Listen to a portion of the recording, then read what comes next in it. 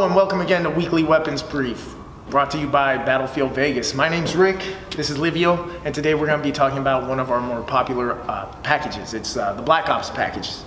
It contains the MP5, the Uzi, the M4, and the AK-47. So Livio's going to talk about what it's like to fire these weapons. And so, by all means. Thanks, Rick. All right, so here at Battlefield Vegas, typically when we shoot this, it's going to be in this order most of the time. We'll just go in this order when we talk about these guns. That way you can be familiar with it if you choose to shoot this package. This is your MP5. It's fairly light. It's got a little bit of a high rate of fire. So we usually recommend that you go ahead and start on single fire. Make sure that you get yourself comfortable on single before you're going full auto, because on full auto it does have some good rise to it. Being that it has a quicker rate of fire, when you do go full auto, if you want to do 2, maybe 3 round bursts, it's pretty easy. It's just a quick pull and release. But if you are going to hold it down and go a little bit faster, you got to keep it tight. Make sure you lean forward into it, because like I said, it is a little bit lighter. It has some rise to it. Typically we go into the Uzi second. Your Uzi is a little bit heavier, a little bit slower of a rate of fire, so it's easier to shoot. So when you go into this one, still you want to lean into it, you want to keep it tight because it does have some rise, it's just not as much. And you want to make sure that this button right here is pushed in. This is your safety.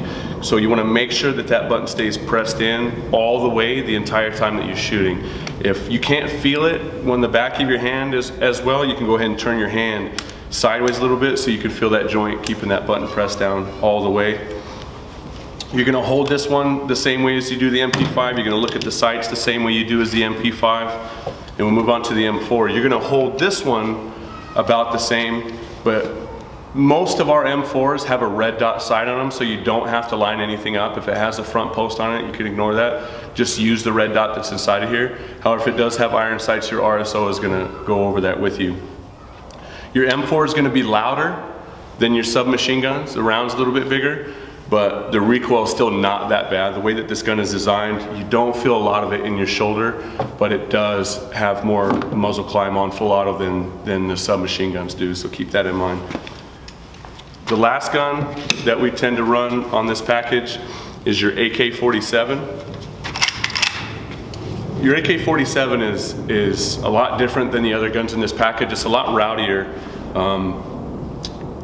When you hold this gun, you're gonna make sure to hold this one where you don't want the stock actually in the joint of your shoulder. You want to bring it over and underneath your collarbone, and at the same time you're going to step forward with your non-firing side foot and lean forward into it, keeping it tight where it's underneath your collarbone. That way it doesn't have a lot of direction to move to, because when this gun climbs, like a lot of other guns, when they tend to climb, they have just a direction to go.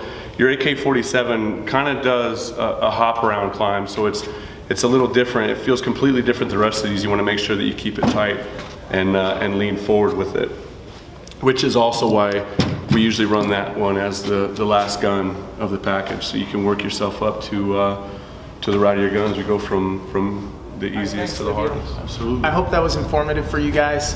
And if you have any questions, comments, concerns, interests, please just leave them at the bottom for us, and we'll see you again next week on Weekly Weapons Brief.